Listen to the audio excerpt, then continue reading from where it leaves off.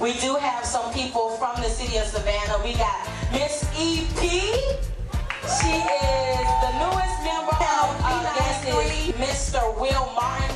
You know him as Will Serious. Every Thursday on WHCJ 90.3 FM, the voice of Savannah State University. Never date a guy without introducing them to Kevin Welcome. Give it up for Kevin Welcome. He's coming forward. He's going to be talking about our gay code.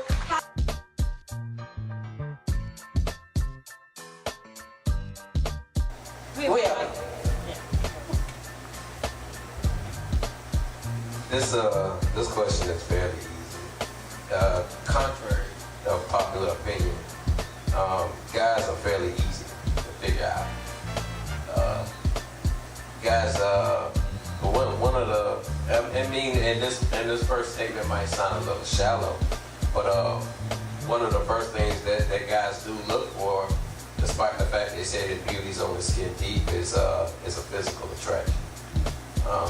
Guys are definitely, the thing that catches our attention is always first physical. It's your look, your walk, how you carry yourself.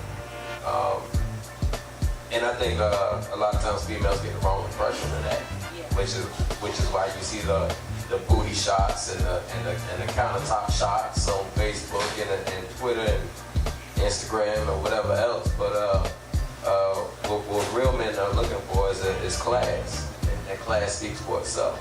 A real lady, when she enters the room, we know she's entered the room because she has a presence, she has a feel. So that's one of the first things guys look for.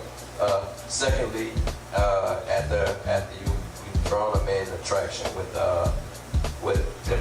your physical appearance and your physicality is your personality, and knowing that you have a girl that you know you can kid with and play with like she's one of your friends. At the same time, you can take her to church, a business meeting, a family reunion all at the same time, and know that she can do and conduct herself appropriately in any arena is a good thing. So personality, intelligence, smarts, beauty, and lastly, she gonna be a girl of the main part. I mean, it's not that the fellas can't cook for that lady, but it's nice that she can cook. I mean, just in the event that you are home and it's raining and you don't feel like going out, you know, if you let me go in there and get down and nose a way around the kitchen, that helps. You know, nose a way around the house, period. I mean, that helps. If you need somebody to deal with, you want them to be good, you know, everywhere in the house. So that's the three things right off the top that I can answer that first question with. Okay.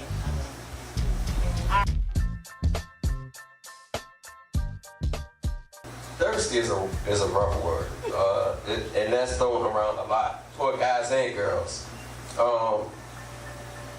There's a difference between being thirsty and being desperate. Wow. And I think oftentimes people are desperate, and when you're desperate, you push, try too hard, and when you try too hard, you come across as thirsty. What are some of the signs of trying too hard? Help us out. When you text me 13 times in 10 minutes. Who texted you 13 times in 10 minutes? Like, hey, God, that woman wants you. She wants you, but hey. I mean, you know when somebody is just getting on your nerves, being thirsty, or somebody that's just showing attention. And just because somebody's showing attention, don't mean they're thirsty. And so it's often could be able to tell the difference between the two. Okay, how can a woman decode a text from a guy who just likes you versus from a guy who just wants sex? Will, how can you? Okay, you're texting the girl back, you know, and she told y'all interested in each other. The text her, you know, getting a little hot and you know, expressing your feelings. How can a woman decode a text from a man that just likes her versus just wants to have sex with her? Okay, you about to cause me to violate all kind of codes. Fellas, I'm sorry. Understand, Nikki, men, from the time we are young until the time we are old, until the time we decide to stop playing games to get real, we're taught to have a good game. So our whole purpose, if we're not trying to, if a man is not being up front and saying, hey, I just want you for A, B, and C, his whole purpose is to talk to you and make you feel like he doesn't want you for sex, although he does. So text messages are make you feel good, make you feel open, make you feel welcome. So you walk with him in so he can get what he wants without him letting you know he want that in the first place. You see what I'm saying? So it's a game.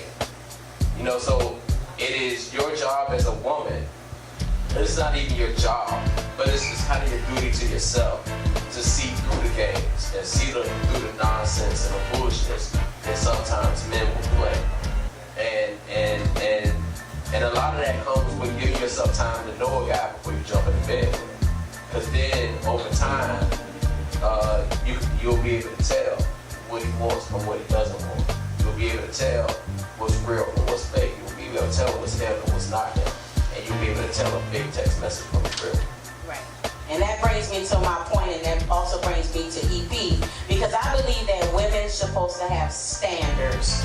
And a lot of women these days don't have standards. What are standards? I mean, you got to give yourself, like this guy, Will, is trying to explain to us, women, we have to give ourselves time to get to know the guy and to see what he really is all about and his intentions with us. So EP relates to the girl code. So, what things,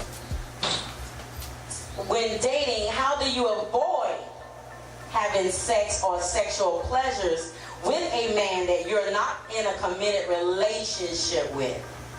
Don't invite him to your house. That's one. Don't invite him to places where you can be intimate. Always out, let's do certain things, let's get to know one another, being creative. You don't always have to go to a bar, go to a gym.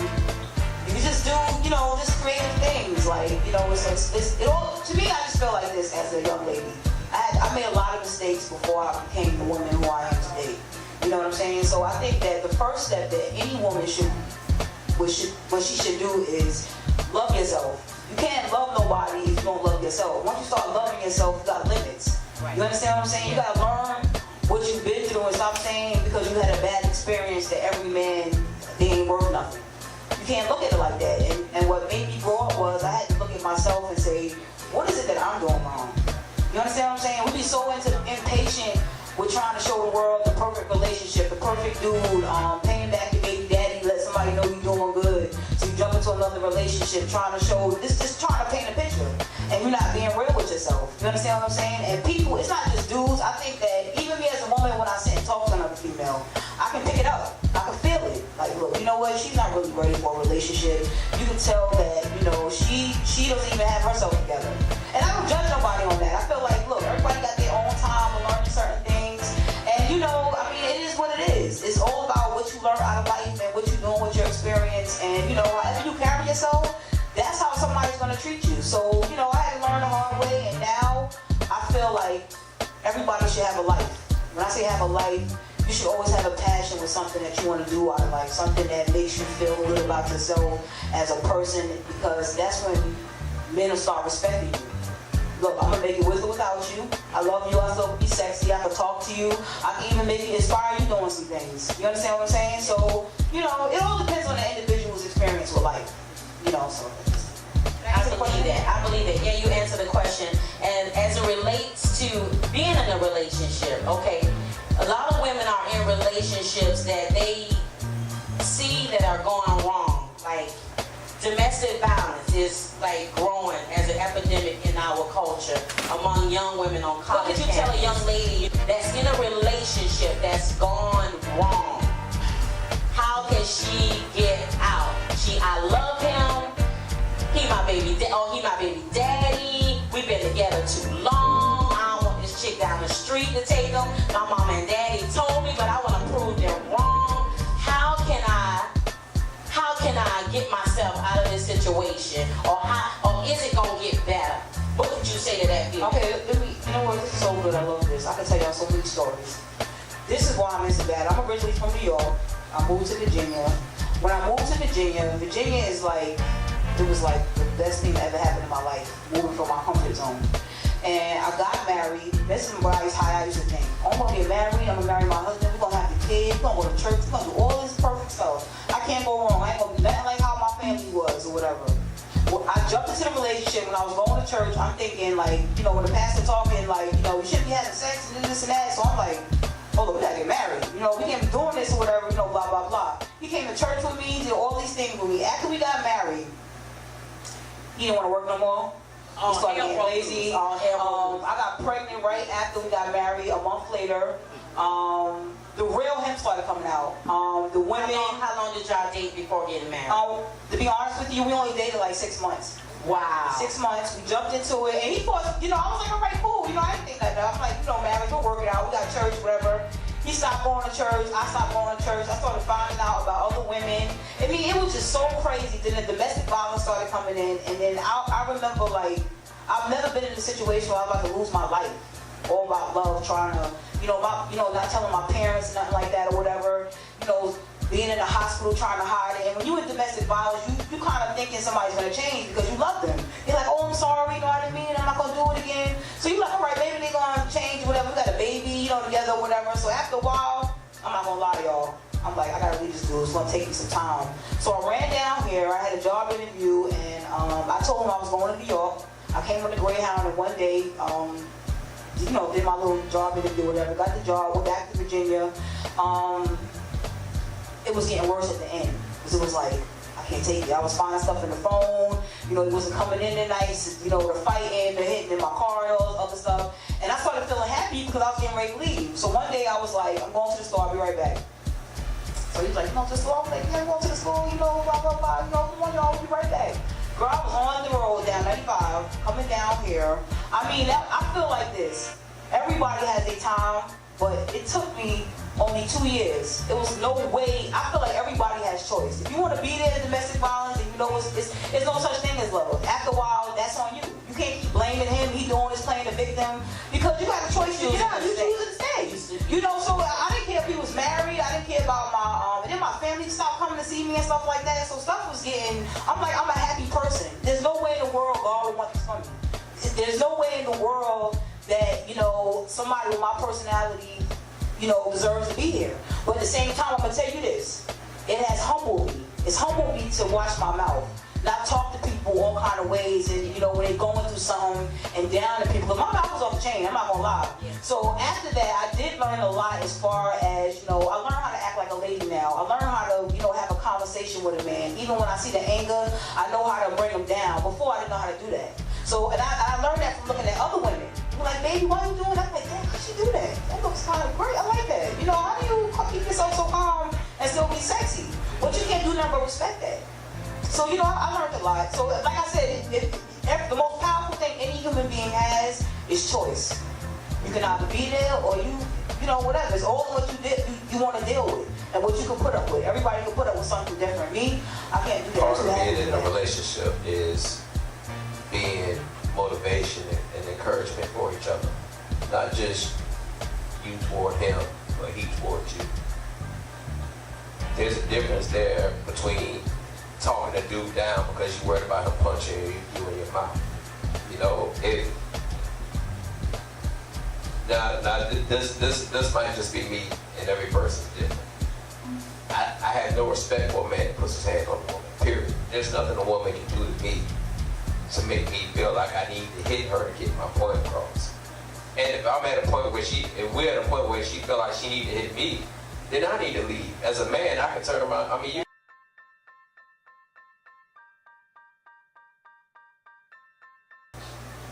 a man's actions will dictate where his heart is, not his words. That's a good tweet. That's a good tweet. So don't go by his words. The thing that he does for you will show you exactly how he feels about you. Because a man can say he loves you all day long and could care less. His actions will let you know exactly where he is with his. So, and that's across the board. That don't matter what your personality type is, what your situation is. A man's actions, and that goes both ways. Because a woman's actions will often tell you how she feels about you. But the thing about women, y'all are more apt to do things, to show love than we are. We're a little bit more reluctant. We're a little bit, but once we're there, you know it. You can tell. What's some advice that you can give single women that are not in relationships, want to be in relationships, but they just find themselves, it's not their time, it's not their season, they just single right now? What do they do? I think that a lot of people need to learn how to be happy for people even when things is not going right for them. I think that, when you're single and you're doing certain things, go see other people, go visit other people, put your house in the spirit. I truly believe that a woman, when I walk into a couple's house, my main focus is look at I go up the woman's feeling. I can tell how she decorate the house. I can tell, when you was younger, you go to your grandmother's house, the house smells like food. Something about that woman that brings peace to that house. Keep practicing that. Keep decorating. Keep being loving. Don't think because you're not in a relationship that it's never going to happen. You're bitter. You're making everybody else's relationship. You're calling your girlfriend, she got a man. You hating on her and you telling her to do wrong because you ain't got nobody. Like, just be supportive. Keep working on yourself. Love yourself. Because I'm going to be honest with you. When I stopped looking for love, that's when love found me. Me too. You know what I'm saying? And you gotta start being, like I say, always be happy for people, even when things are not going right for you. And that's when things will come without you even knowing it. Like, Dad, where did you come from? You know what I'm saying? So just stay positive and do positive things, and what goes around comes around. And I would add to what EP said. Your time will come. Your season will come. The thing is, you have to maximize in your singleness. Yeah. Like Will is a very successful young black man. I mean, I can go down his resume. He works for SAV. He works for Savannah State University. I mean, and you're going back to school. You helping with kids in the community. You volunteer. You're like a busy single person, and that's what I would tell singles. Get busy while you're single, because when you get into a relationship, that time becomes divided. You will have to come in agreement with your partner, and you have to say, okay, is it okay? Can we do this together, or I'll just have to do this by myself? And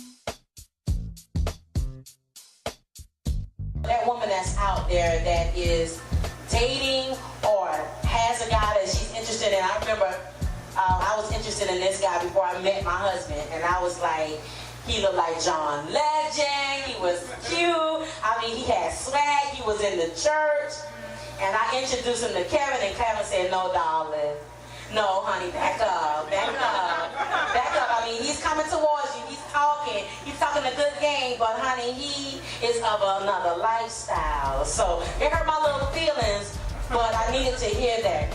Kevin, share with us some of the telltale signs of when a man is either bisexual or on the down low. And you know what, y'all? I want y'all to give him a hand, because it takes courage to come out and speak on this, and he'll tell you a little bit of his testimony, but it takes courage because a lot of men are not going to tell you, a lot of men of his experience are not going to tell you these telltale signs. So we thank you for coming and sharing with us. The identity of Christ's movement, and that terminology was given to me in my private studies, because when I was 17 years old, I was a junior moving into my senior year. There was nobody to share with me about their experiences with the same-sex audience. All I remember is that I was young, much slimmer than what I am now. And my mother would often send me to the grocery store to shop for the family, because she was a single mother of 3, and she worked a lot of nights. And there was this good-looking guy. Had a beautiful wife, like a lot of the women in the room, and something about me in particular that he found interesting. Now, unbeknownst to me, I was fairly new to the gay agenda. I had no idea about the terminology, and his approach to me was very direct. And the exact words that he said to me were, you know, you got a nice pink, like that drink back there. Wow. Yes, he was very abrupt. He did not shy away from And it. this was around his wife? Yes, Where was she? on the porch. Wow. On the porch, and he came down on the porch. She was hourglass, three beautiful chocolate little girls, long hair flowing down their neck. And he made it his business. I'm gonna catch you every time you walk to the grocery store.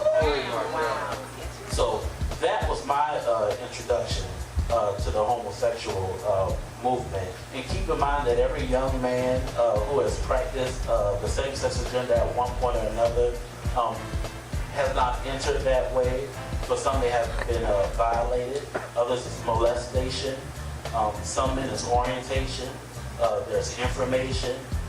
There's violations, particularly for a lot of young men when they're between that ages of 4 to 18, and there's an uncle or a distant cousin that has touched them unknowingly, and they're going along with this.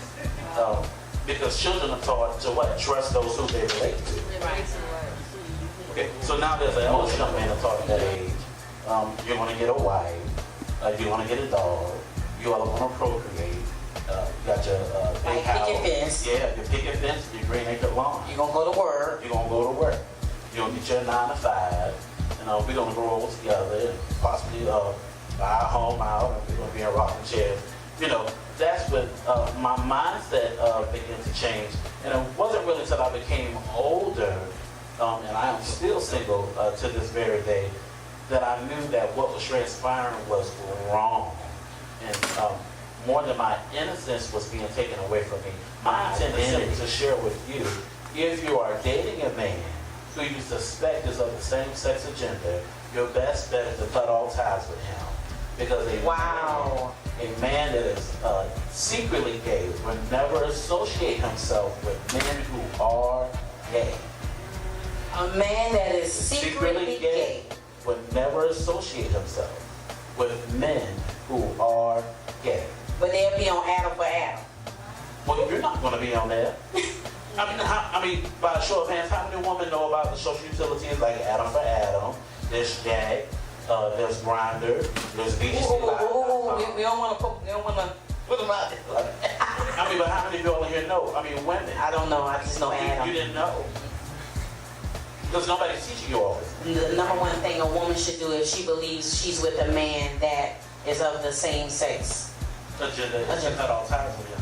Okay, is that if he is practicing? Because here's one of the things when I was dating, and I asked my husband this and everybody before him, there were some questions that I would ask. Have you had a homosexual experience? Because there are some women who have had a lesbian experience or have not had a lesbian experience that would date a man that has had a homosexual experience, and they have decided to have a monogamous relationship, but they understand that was of their past. So there are some women who are okay with men who have had a homosexual experience in the past. Yes. I've just never been that one. Yes. Okay, so that was one of my questions, to my husband. And he's right there. He can tell you, have you ever, and I asked you about my husband. You say he is straight up and down. That brother is country. He's straight up and down. Only woman he wanted is you. Country bunker from South Carolina. Yeah, that one is. That's right. That's the truth. And I thank God for you, honey. Y'all give my husband a hand. Should leave. Why are you saying she should immediately leave? Well, under special circumstances. Okay. Okay, so let me clarify, under special circumstances. Because you may very well feel that this is the man that God has set aside just for you. And because of grace, you decide to look past his homosexual experience. And you exercise patience. And over a period of time, that which was comfortable to him now becomes foreign because he's able to experience the genuity of your love. Okay, so that's a man that is not practicing a homosexual lifestyle. Is that with a man that, ooh, So if he's on the website, he is practicing. Right.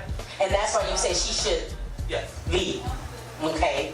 So what do you say? What are some of the telltale signs? Because see, in this generation, it's not in the wrist, it's not in the switch, it's not if they wear skinny jeans and little tank tops. You know, they are strong men who are what we call butch, man's man, and they prefer men. Well, so what are some of the telltale signs for women that we can know? Where this is where it becomes a tad bit difficult because there are genres within the homosexual community. Just like there are professional men such as himself and your husband, where they're only attracted to that type of man. He makes a X amount of money. He associates himself with a This is another man attracted to another man. To another man. They walk within a certain realm. That's professionalism.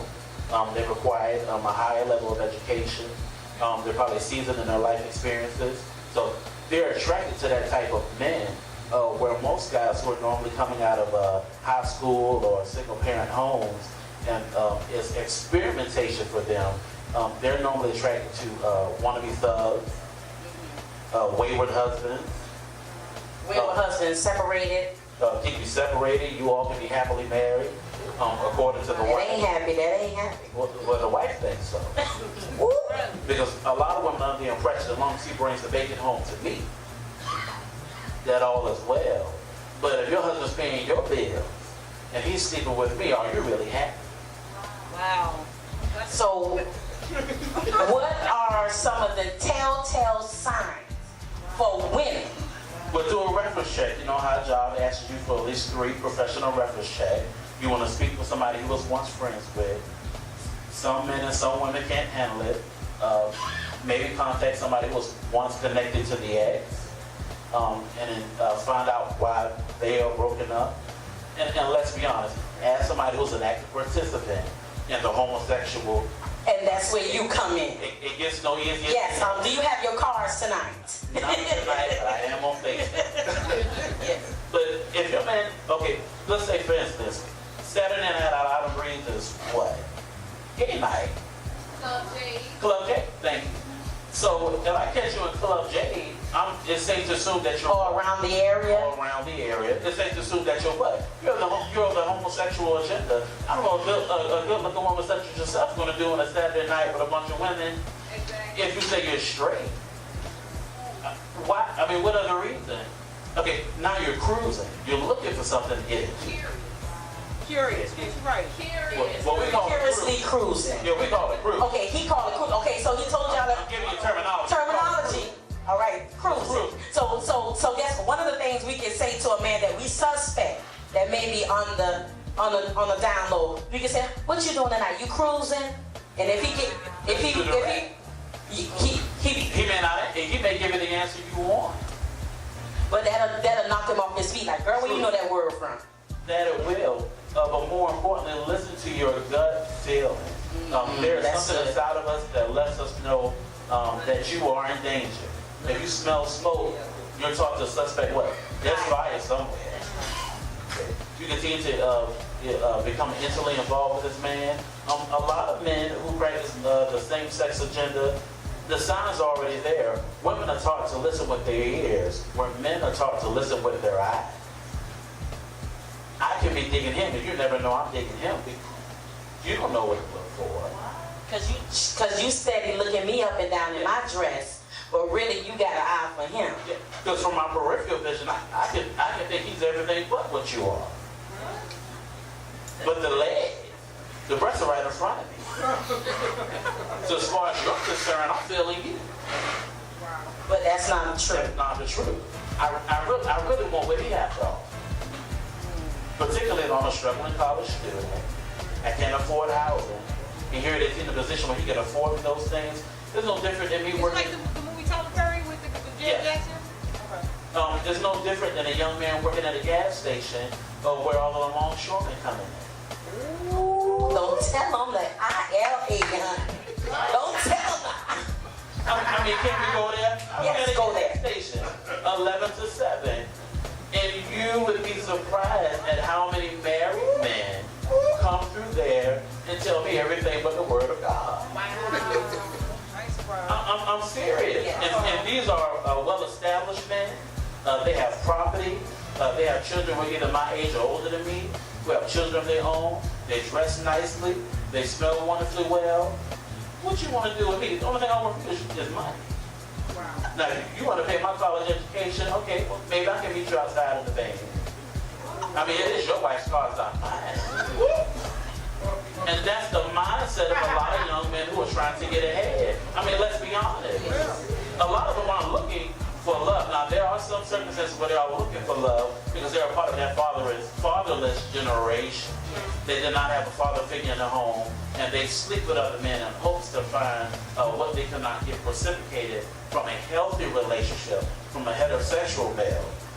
But for the men who don't fit that particular genre of homosexuality, when you approach me, and it's 3 o'clock in the morning, I'm brewing coffee, and you tell me you got 26 licks for me, you better be willing to pay for Let it. me ask you a question. Do you think a man that has had a homosexual experience or has lived a alternative lifestyle, a gay lifestyle, do you think he can change? Yes. Do you think that he Yes. could just straight go from having that experience or walking that walk and Yes. now There are straight? men who are happily married, who have procreated, have children of their own, who have had children, who no longer have a desire for the same-sex gender. But you have to make an intelligent decision to change. Homosexuality is more than a lifestyle. It's more than an agenda. It's a mindset. So number one, you said to leave, but number two, give us some more. Which a lot of black people shy away from, seek professional counseling. There are people who are seasoned in this area concerning the identity crisis movement that will counsel young men, young women, old men, and old women in an effort to bring about clarity to the authenticity of your sexual expression. If you truly want to be liberated, young women, young men, from someone who you've been actively involved with, relationally speaking, there are people who will provide you with the tools. There are Christian ministers who specialize in celibacy, abstinence programs. I encourage young ladies, unless you're married to a man, you really have no business sleeping with him. So that cuts the embarrassment at the clinic. That's the God code. But I mean, that cuts the embarrassment at the clinic. That cuts the brown paper bag you got hidden in your top drawer. You know, with all the different condoms, you know, your Durex, your Trojan. I know a lot of y'all come shopping for your black boxes, ladies. You know, that cuts all of that. Make the decision to take care of yourself. Practice celibacy or abstinence until you all marry. I encourage testing together. Like she said, Yes. talking out loud. let me tell you something. How many times did you get tested? My husband. You want me to count? Yes. Tell him. I don't mind. I had a background check, a credit check, a blood check time 5 check. I talked to other friends. I brought him, I introduced him to family and friends. I said, what do you think about this guy? And, what do you read from him? Because I don't have time. I have a little girl. I don't have time to be in relationships that waste my time. So I will tell everybody, just like Kevin is saying, that you want to get tested, and if he's unwilling to go with you, That's a sign. that's a sign that he's hiding something. That's a sign that he's hiding. Well, as we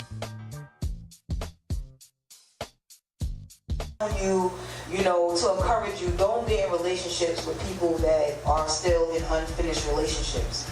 Because what happened was, when I met him, I was so busy listening to his story and what the wife wasn't doing, I was trying to do everything that she wasn't doing. And the whole thing, what I didn't realize, I was seeing what I wanted to see.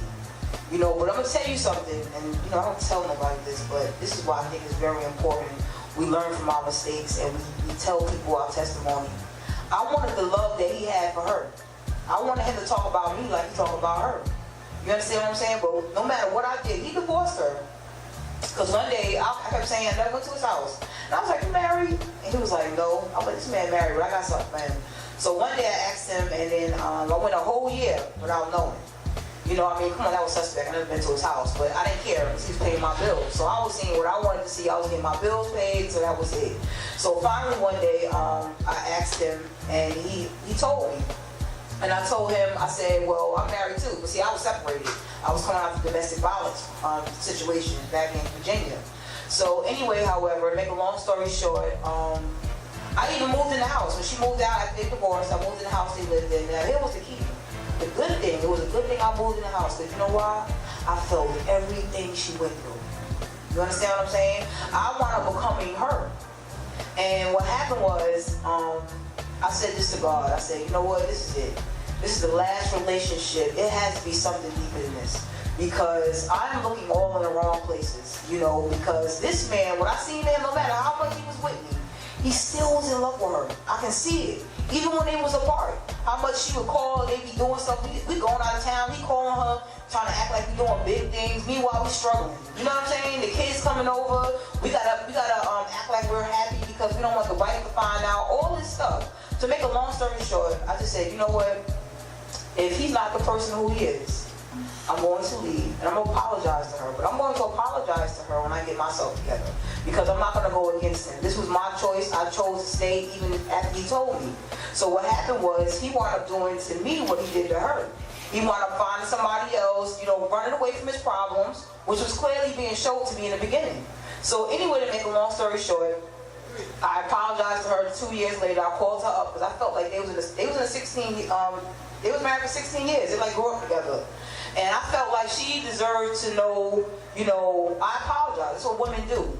Listen, I was wrong. And I got it 10 times worse. I just want to let you know so I can clear your mind that you wasn't crazy. You wasn't doing nothing wrong. Please let them know that you're going to have it 10 times worse. Yeah, you're going to have it 10 times worse. And she got married. She's like really doing good. But I think that eased her. That put her more or less like to move on with her life.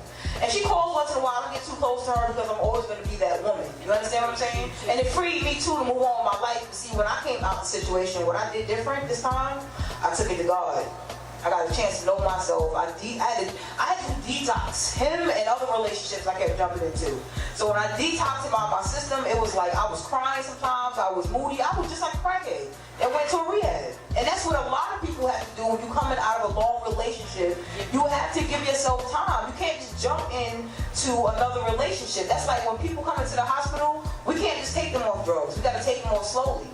You'll kill somebody if you just try to take them off like that. In my mind, I'm thinking, oh, you're going to get rid of her. You're going to stop thinking about her. I'm going to do everything that she did. I'm going to be a woman. Okay.